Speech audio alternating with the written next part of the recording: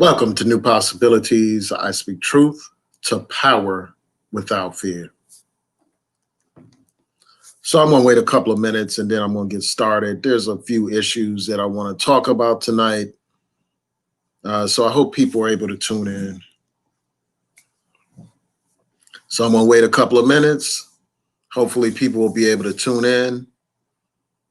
And this is going to be an open mic type of live stream. I'm going to talk about a lot of different things, probably depending on how much time I have. It's late at night, so hopefully I can stay up long enough to talk about these subjects. So I'm going to wait. And while we wait, I want to encourage people to follow me on Twitter at New Pos Blog. And also I encourage you all to follow my Facebook page, New Possibilities.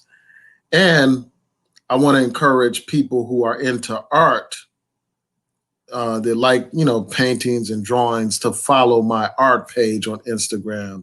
It's the Osaka Gallery, and there's a underscore between each word in that account. So it's Osaka underscore.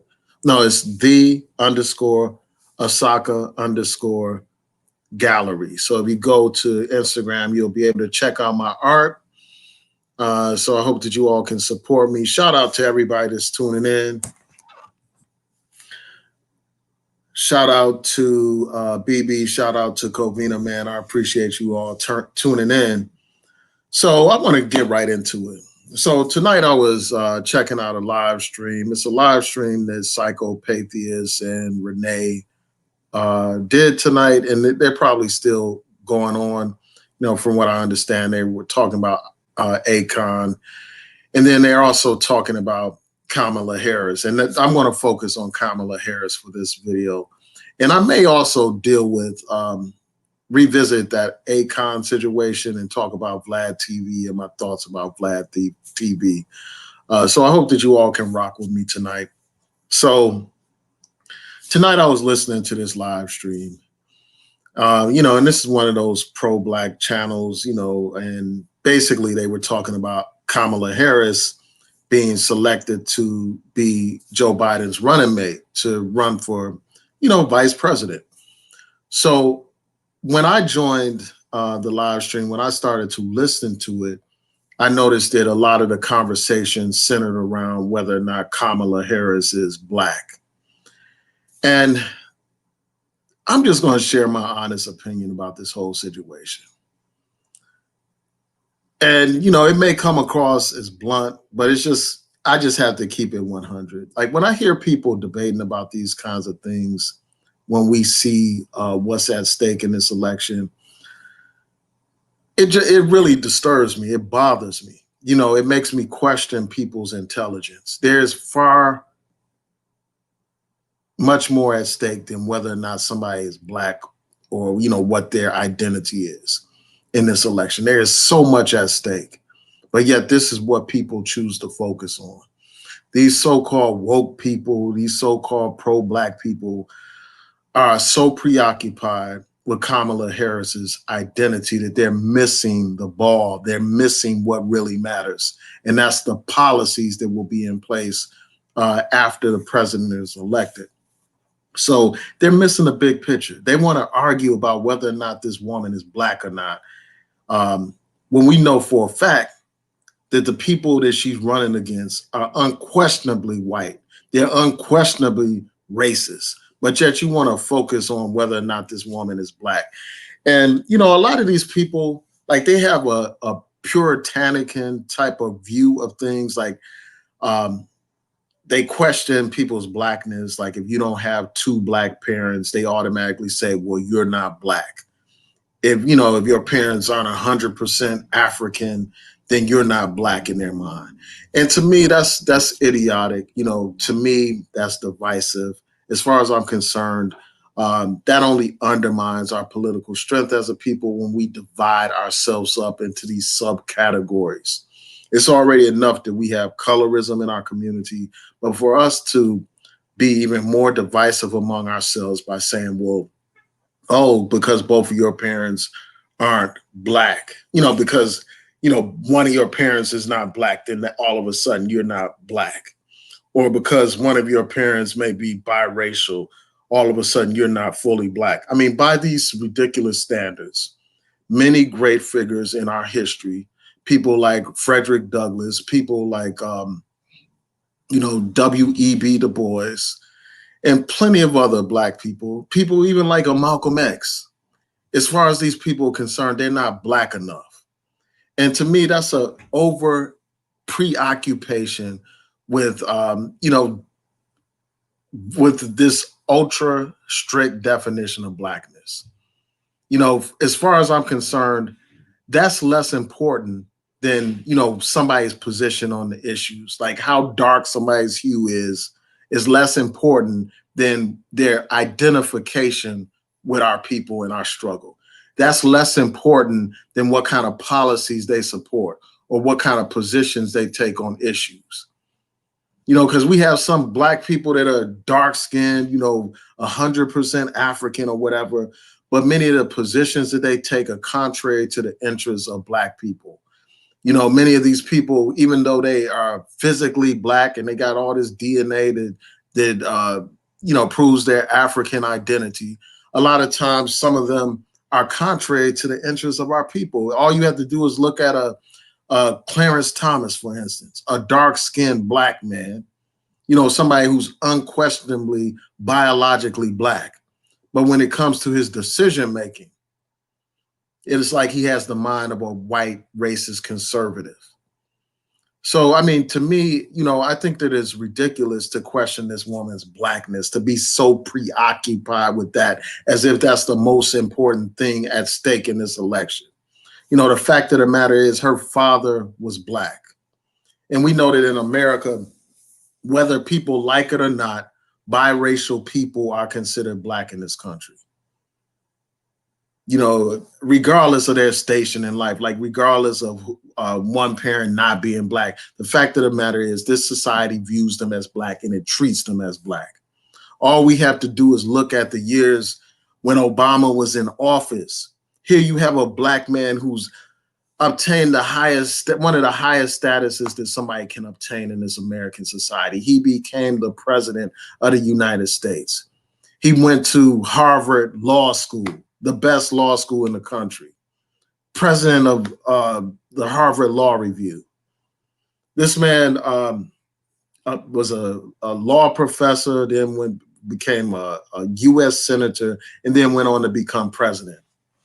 But despite all those accolades, despite being a best-selling author and all that kind of stuff in the minds of these white people, and despite being biracial, despite having a African father and a white mother and being raised by white people, being, in a white environment and, living in a white type of lifestyle for most of his life, where he speaks like a lot of these white people. That was his culture. Despite all of that stuff, at the end of the day, white racists in this country viewed him as nothing but another nigga.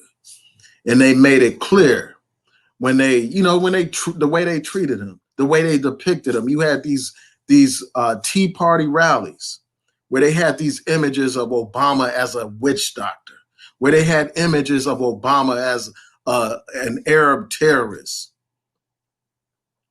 where they had all these racist images of Obama and the first family, depicting this highly accomplished black man as a monkey, as an ape, and all that kind of stuff. And his whole family as a family of apes. When I had my written blog, I talked about all this stuff as it was going on. All these racist images that they had of him. You had these a member of Congress actually call him a liar during the State of the Union address. People actually question whether or not he was an American simply because he's a black man. The whole birther movement was questioning whether or not this man was actually a citizen of this country. So here you have an accomplished man, and despite being biracial, this society treated him as a black man. The same is true when these police stop and harass black people. They don't say, oh, is one of your parents white or is one of your parents Indian? No, they just harass and racially profile anybody that they identify as black. So we need to stop with this nonsense, with this bullshit, frankly. You know what I'm saying? Here you have a woman whose father was black. Um, her grandmother was unquestionably black. This woman went to a historically black university, joined a historically black sorority. So even if you were to say, well, she was raised in an environment that was removed from the black community, the fact of the matter is she experienced life as a black person. You can't go to Howard and not experience the black experience. You can't be in a black sorority and not know anything about the black experience. So, I mean, I just think that it is ridiculous. It makes no sense for people to be so preoccupied with the question of whether or not she's black or white. I mean, whether or not she's black. When in this society, whether people like it or not, biracial people are considered black. And so I think that it's just idiotic for somebody to be preoccupied with that when the opposition is unquestionably white. You got two white men that she will be running against, Donald Trump and Mike Pence. People that don't care nothing about your black experience. People that don't care nothing about your black ass period. The only kind of black people that those people respect are black people who are buffoons and coons. Black people that have those white gloves on and the black face and be tap dancing. Those are the kinds of black people they like that ridiculous duo of Diamond and Silk. Those are the kind of Negroes that they like. Those are the kind of Negroes that they admire. You got an administration is just basically declare war on your civil rights and declare war on black people. But yet and still you got these people that want to get into the weeds about whether or not this woman is black. So, that to me, that's just silly. It's just silly. And unfortunately, a lot of people are preoccupied with that kind of stuff. And unfortunately, it's getting a lot of traction on social media. You got these people posting all this ridiculousness. At the end of the day, a lot of these people who profess to be pro-black and profess to be woke and conscious, whether they like it or not, all they are doing is, in fact, helping Donald Trump. They look as ridiculous as those people those black people that are at those Trump rallies.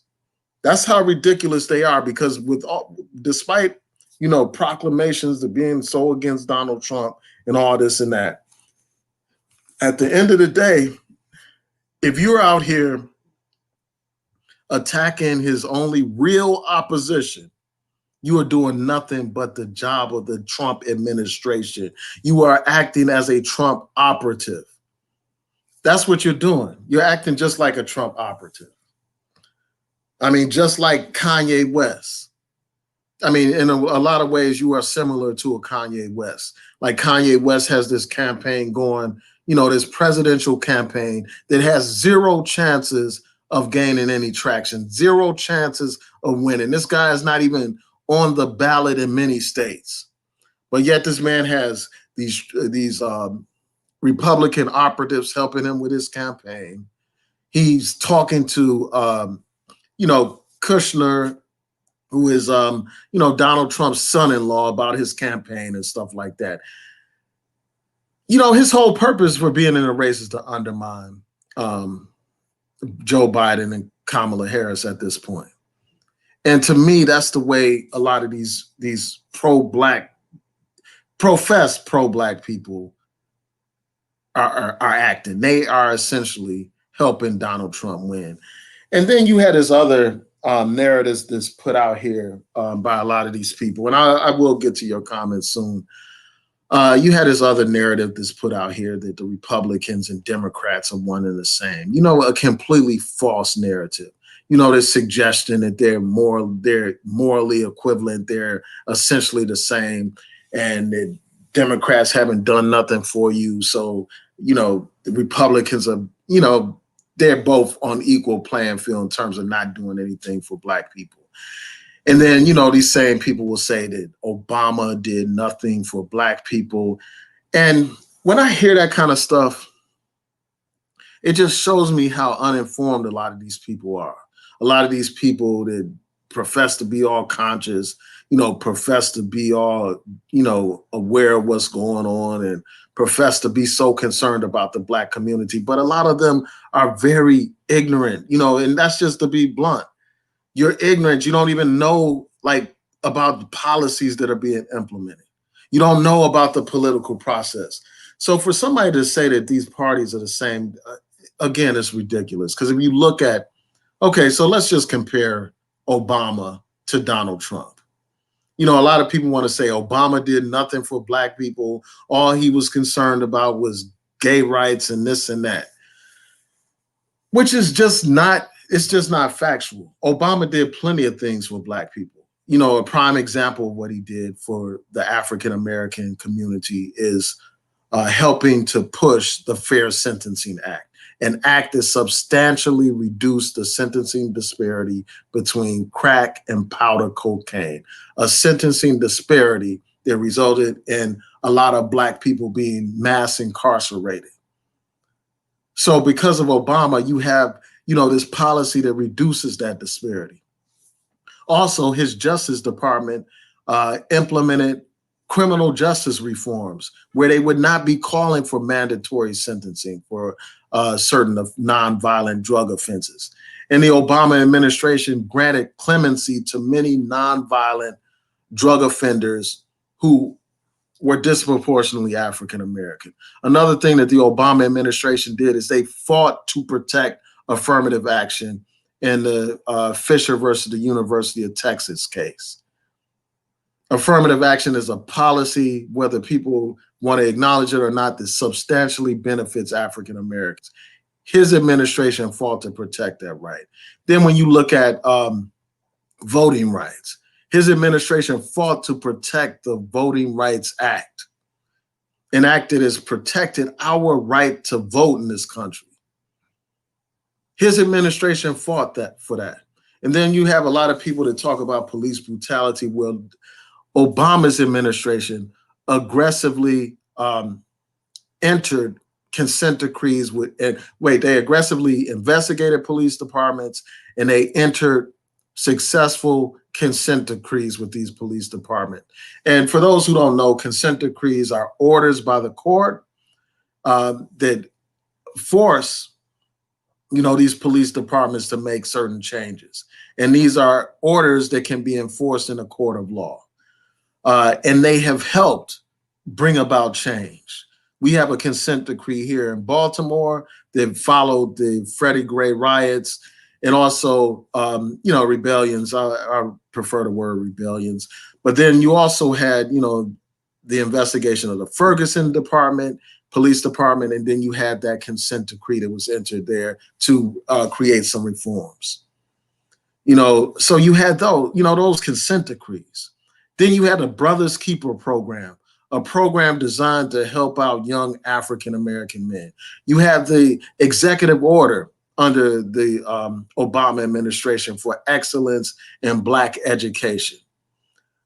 You've had many different reforms that have been beneficial to the Black community. As a result of the measures that Obama took during the economic collapse, Black unemployment has gone down substantially. So those are many things that Obama has done. But let's look at what the Trump administration has done. They have, they created a committee designed to suppress Black voters. They openly, Trump openly supported white supremacists, talking about, those races in Charlottesville were some very fine people. The Trump administration has used its Justice Department to attack affirmative action, a program that's helped give African Americans an opportunity to higher education. This man has attacked the very consent decrees that Obama was trying to implement, that Obama helped implement. The Trump administration tried to undermine those consent decrees, tried to do away with them. The Trump administration doesn't even view police brutality as a real issue for the federal government. They said that that was some local issue. So here we have these black people dying every other day. We have a new hashtag, and you got a man in the White House that doesn't give a damn about any of that stuff. A man who's actually running on a campaign of law and order, basically using the protests as a basis for him to be reelected. Using fear, racial fear, to help his reelection. And then you look at statements that he made about housing, talking about not bringing affordable housing to suburban neighborhoods and stuff like that. Basically saying that he don't want black people in these suburban neighborhoods. Basically telling these suburban housewives that they don't have to worry about these Negroes coming to their neighborhood and stuff. That's Trump. And this is no surprise. I mean, this man was investigated by the Justice Department twice, sued by the Justice Department twice for housing discrimination. And it's serious when the Justice Department sues you for something like that, because they conduct a thorough investigation before bringing a lawsuit. So here you have an administration that, a man that is openly racist towards black people, a man who described black countries as shithole countries, a man who's appointing all these ultra right-wing judges to the Supreme Court, a man that said he don't want black people counting his money, a man who said only black people live like this when he went through a slum in Chicago, a man who made all kinds of racist statements, not according to some gossip page, but according to his own attorney. That's what his own attorney said. It is not a coincidence that this man is supported by the alt-right. It is not a coincidence that this man is supported by David Duke. It's not a coincidence that this man was supported by the KKK. It is not a coincidence that many of the people that he appointed, and some of the people he appointed in his administration, are outright white supremacists, like Steve Bannon, a white supremacist. But yet people want to pretend like these parties are one and the same. There's no distinction. They want to pretend like that. And, the people that do that, again, they look like those Donald Trump fans that are black at those rallies. That's how they look, because what they're doing is, in fact, helping this man get reelected. And then you have these people that constantly talk about, the Democrats don't have any black agenda. Biden doesn't have any kind of black agenda. That's what they, one of the first things that they say as a reason why people shouldn't even vote for the only real opposition that Donald Trump has. They're saying you shouldn't vote for the real opposite, the only real opposition Donald Trump has, because this opposition doesn't have a black agenda. And, I pointed this out, like when I was, I was like, what are you talking about? Like when I was listening to this live stream, I was like, what are y'all talking about? I mean, this man released a black agenda not too long ago. It's on his website. And what I'm going to do, I may show it now real quick. Oh, hold on. I did that by mistake. I may show it now real quick just so you can see it. And I may review it at a later point to go into detail about it. So just bear with me a second. But these people are saying that he has no black agenda, but he put out a black agenda. And I'm not saying it's perfect. I'm not saying that it covers everything that the black community has. I'm simply saying, don't say that somebody hasn't presented a black agenda when they have, in fact, presented a black agenda. Because that makes you look like you don't know what you're talking about. It makes it look like you haven't done your research. That's how it looks. So I'm just going to show you this real quick, and then I'm going to make another point about this black agenda. So these are highlights of his agenda for the Black community. Uh, and I'll post a link to this. I'll post this in the description box, but it highlights some of his items on his a Black agenda. You know, create wealth in the Black community, invest in our communities through housing, uh, protect and build on Obamacare, invest in our students and educators, support education beyond high school, invest in clean energy revolution and environmental justice, um, strengthen the right to vote, strengthen America's commitment to justice. And that goes into all these issues of criminal justice and end violence against women.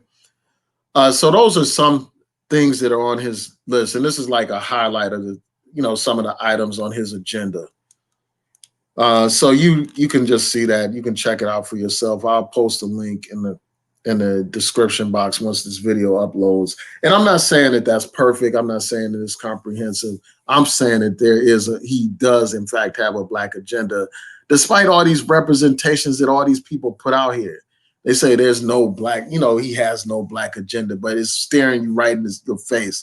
And if you watch the news, you would have heard like his announcement of putting out this Black agenda. So that's one thing. And then the other thing is this. Our job as voters shouldn't be to just be sitting around waiting for somebody to come down and present us with a Black agenda. We should be the ones pushing a Black agenda, telling these candidates what they need to be supporting, telling these candidates what our positions are on these issues, and holding them accountable if they don't adhere to our agenda. That's what we should be doing. These other communities ain't sitting around waiting for some candidate to present them with, the agenda for their community. The LGBT people, they present their agenda to these politicians. The pro-Israel lobby and Jewish interests, they present their policies to these political leaders. The immigrant communities, whether we're talking about Latinos or others, they present their agenda to these politicians and hold them accountable for it. Whether we're talking about women's groups, those women groups had marches and all that kind of stuff. They have an agenda that they present to politicians and they demand that they adhere to it. And we need to be doing the same thing, presenting our agenda to these politicians, demanding to know their position on these issues and holding them accountable for their positions on the issues. That's what we need to be doing. So, yeah, so those are some things that I had to say, man. And then, the other thing is this, people pretend like there aren't groups out here that are actually doing what these people only talk about. There are plenty of civil rights organizations, Black civil rights organizations that have a real political agenda for Black communities. And they present it and push it on these politicians. And they actually evaluate politicians based on their adherence to a political agenda. They grade these politicians on their adherence to a Black agenda. So let's not pretend like there aren't groups that are already doing this stuff. And if you think these groups aren't going hard enough on our issues, then where are you at? You need to be putting together a group of people to push these issues. These channels, they have a significant number of subscribers. They have thousands of subscribers, just like I do. And they can use that base of subscribers and supporters to push whatever agenda they're talking about, instead of just being on YouTube talking some stuff. They could be launching petitions. They could be launching letter writing campaigns to these officials. They could be demanding meetings on the lower levels of government, like the state level and all that kind of stuff. But it's like people don't want to do the heavy lifting, man. They just want to, say things on the internet and stuff like that. And, my frustration with these people, a lot of times is that they don't realize that they're hurting the very communities they claim to be concerned about. They claim to be all concerned about the Black community, but because of their actions, they're going to help reelect somebody that's a white supremacist, and that's Donald Trump. Somebody that's blatantly and openly hostile to black people. You claim that you're concerned about poor black communities. Well, it's the Trump administration that's talking about cutting food assistance for those communities, getting rid of housing assistance for those communities, cutting back on, student aid and all that other stuff. Programs to benefit us. Cutting back, trying to fight against so-called Obamacare, which is just a modest step towards providing some kind of health care for those who did not have coverage before. Providing health care for those who were barred from health care because of pre-existing conditions. You can't say that you're concerned about black communities while you engage in activity that's going to help reelect the white supremacists. And that's the bottom. I mean, we expect perfection from these politicians. And I think that that's a problem. It shows a lack of political maturity, man. You expect these, somebody that's running for vice president to be Sister Soldier or to be Malcolm X and stuff like that when they're running on a national ticket and they're trying to appeal to people all over the country. That's just not going to happen. What you have to do is weigh the pros and cons of all the candidates that are in the race. And you have to decide based on those pros and cons, which one is more beneficial to you. That's what you have to decide. And, again, it's going to come down to either the Democrats or the Republicans. You have these, you do have these independent parties here and there. But they just can't compete on the presidential level. And I can understand somebody making a protest vote. Like, I feel that, I've done that before. As you all know, during the last presidential election, I did a protest vote. But we got to be calculated with that. If you live in a state, that's one of these swing states, there's too much at stake for you to be playing games. You know what I'm saying? There's too much at stake for you to be talking about some protest vote and all that kind of stuff. It's too much at stake. So shout out to Bello Gina. Thanks for your donation. I appreciate it.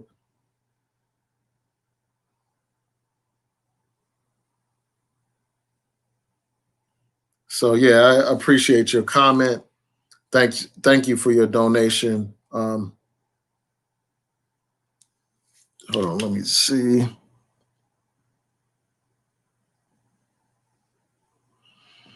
Yeah, and this person is pointing out how they're saying that Kamala Harris be locking up black men, and she's pro cops and all that kind of stuff. Yeah, it's just messed up. But yeah, I mean, at the end of the day, it's just a choice between those two. Those are your choices. If you're in a swing state, it is just reckless and irresponsible to vote for a third party candidate, because all that ends up being is a vote for Donald Trump. A lot of these elections in these swing states are decided by a small number of votes. So it's just not smart to vote for a third party candidate in those swing states that has no chance in hell of being elected. All you're doing is helping Donald Trump get elected. And I pointed out the differences between these two. I pointed out how vastly different they are in their policies, how one is more detrimental to our interests than the other one. But yet still people want to act like they're on a level playing field, they're one and the same and all that kind of stuff. That's just wrong, just flat out wrong. Now, if somebody lives in a state like, this reliably a blue state or whatever, then I can understand some people saying, well, hey, I'm going to do a protest vote. I'm not enthusiastic about Biden and Kamala Harris either, but I understand what's at stake in this election. I understand that they are a far better choice than Donald Trump and Pence. I understand this.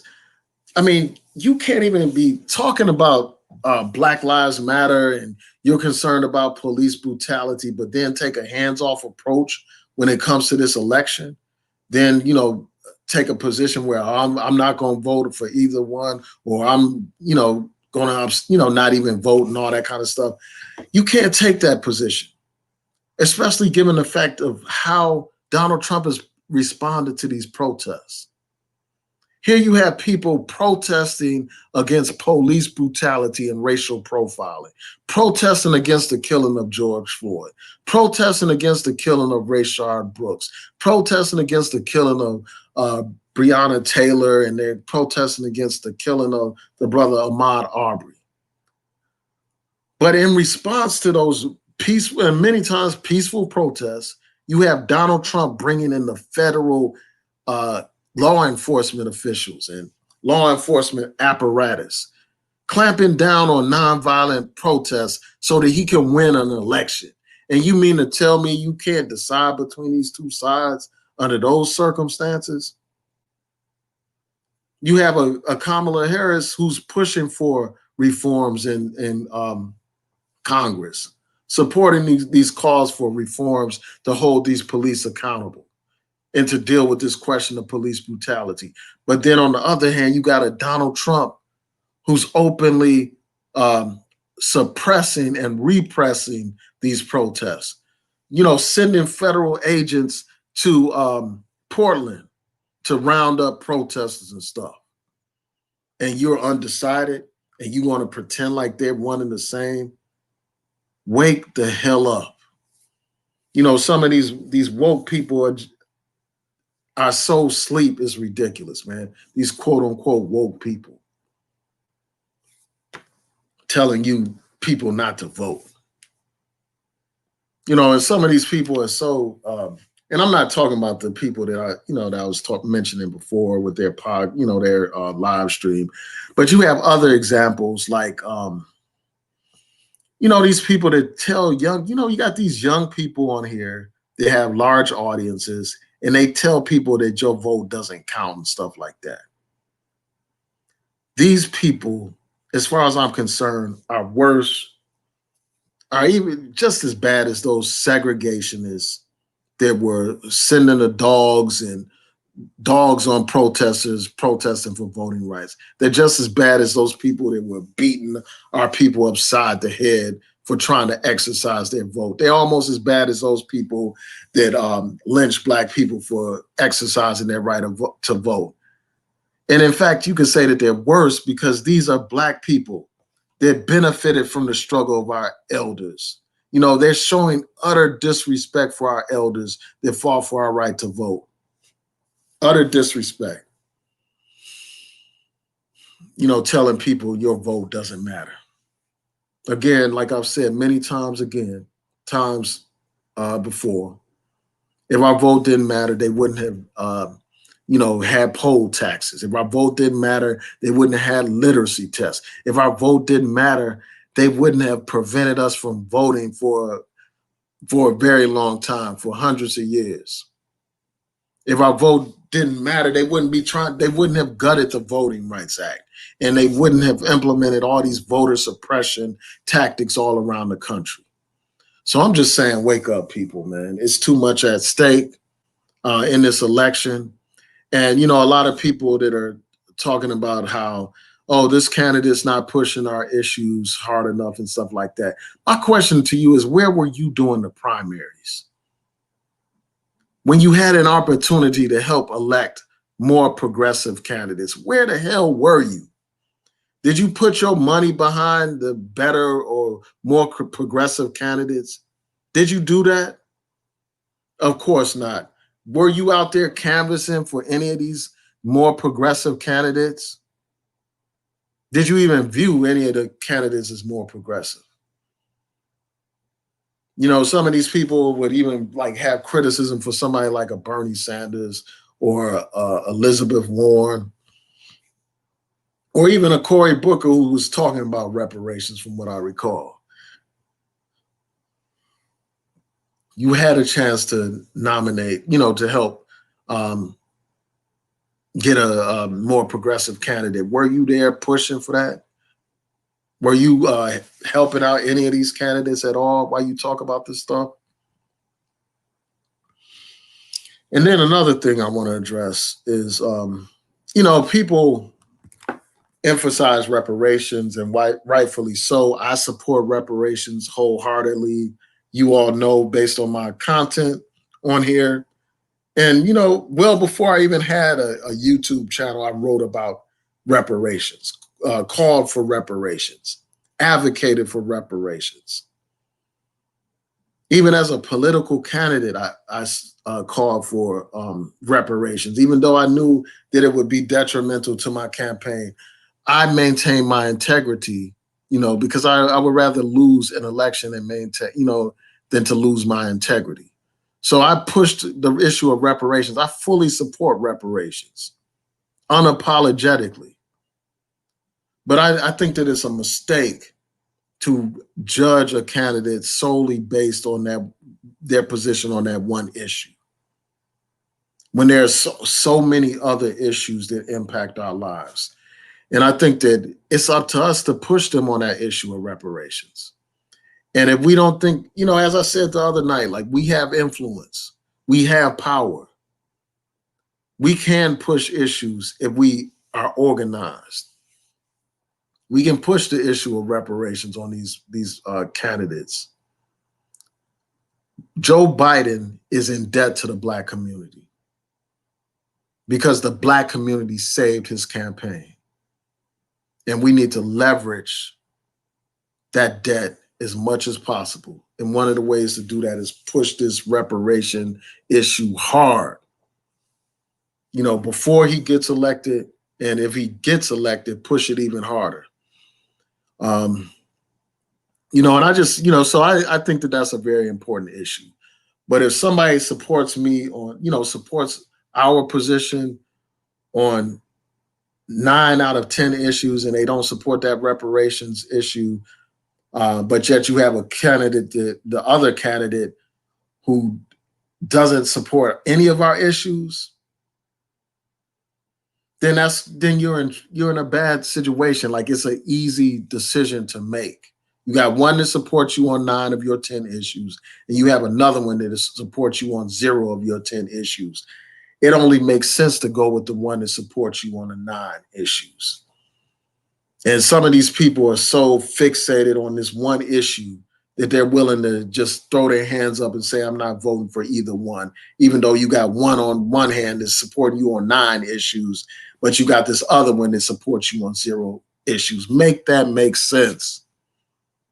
How does that make any kind of sense at all, man?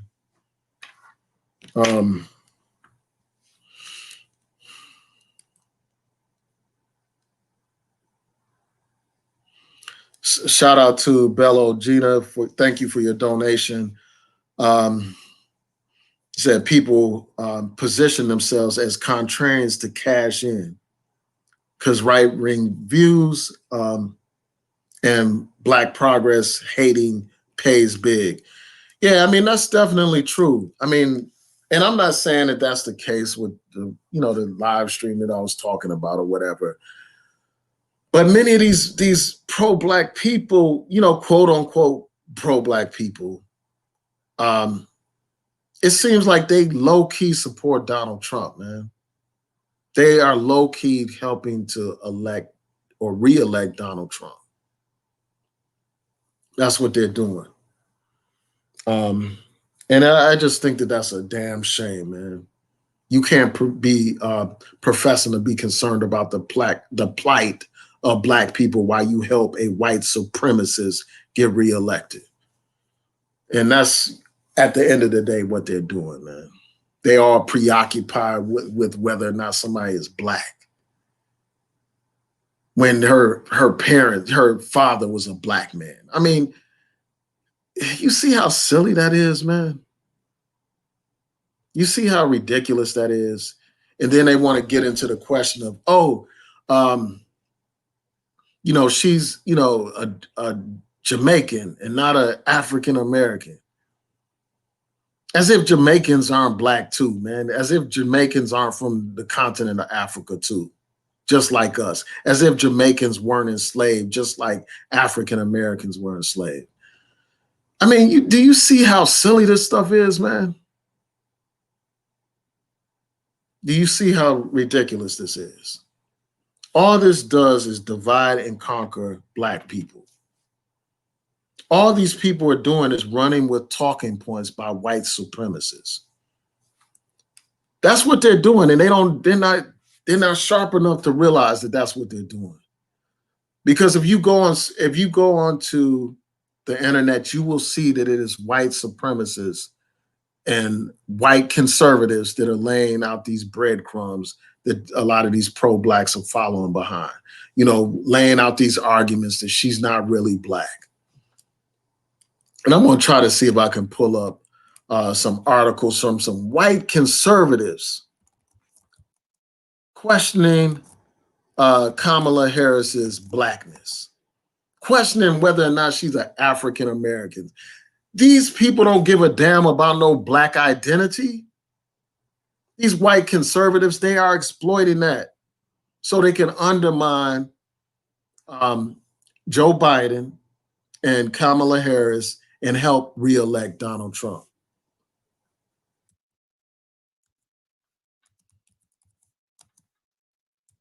So let me just do this quick search real quick. And I was supposed to be doing something tonight, but I gotta do this. When I saw that live stream, it just got me fired up, man, because I was going at it with some of the people in the comments section.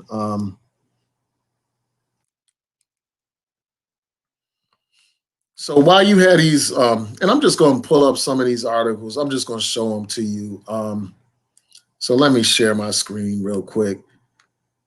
So these people, like, they don't even realize it, but they're playing the role of pawns for these white conservatives that don't give a damn about your Black identity, don't give a damn about ADOS or any of that stuff. They just want to win an election. So you had this article right here. It says Kamala Harris's biracial heritage has thrown conservatives into a tailspin.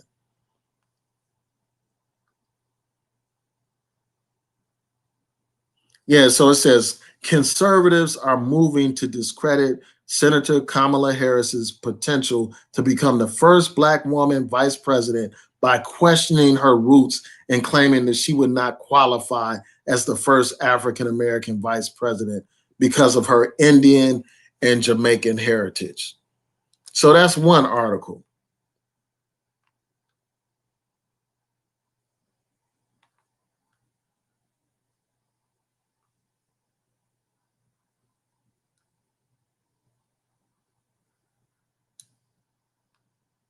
So let me see.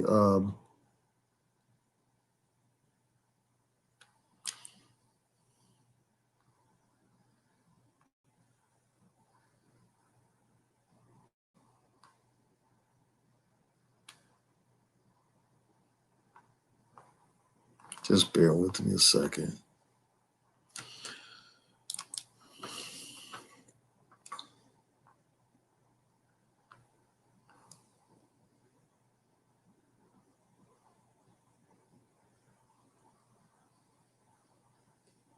Yeah, so that's one example. And it may take me a minute. I'm just going to scroll through this real quick to see if I see another example, because I've seen a few articles by these conservatives.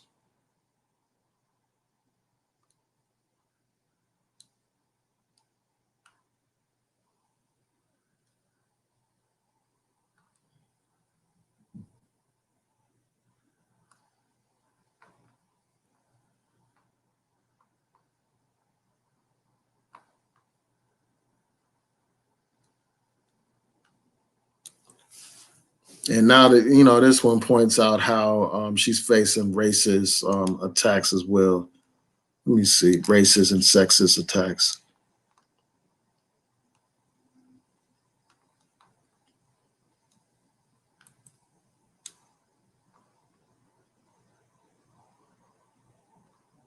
So just bear with me. I'm just reading this live.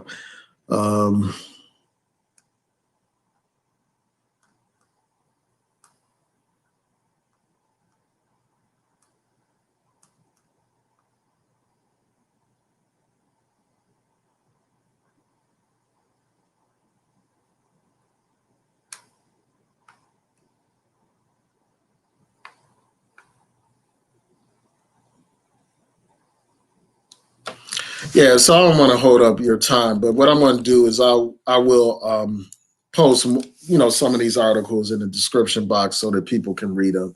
I don't want to hold up your time searching for it live, but you saw that first article. A lot of these conservatives are raising these same questions that some of these quote unquote pro blacks are raising, questioning her identity. You got many conservatives doing that. People that don't give a damn about black identity. All of a sudden they're talking about who's black and who's not black. Um, and it's like, people got to see what time it is, man. They got to understand what time it is right now. So, yeah, I want to thank you all for tuning in. And my eyesight is getting worse and worse. Yeah, I want to thank you for your donation again. I appreciate that, Bello.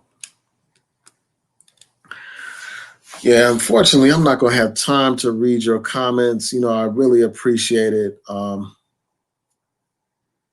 appreciate you all tuning in. For those of you who missed it, I did my initial reaction to Joe Biden nominating Kamala Harris for vice president. I encourage you all to check that out. That was my second to last video that I did. Yeah, so I want to thank y'all for tuning in. I may do one quick. No, that's probably going to have to wait until the morning. It's kind of late. But I want to thank y'all for tuning in. I appreciate it. Please rate, comment, subscribe, like the video, share the video, hit that notification bell so that you'll know when I post new content on here. I'm probably going to read your comments on the playback.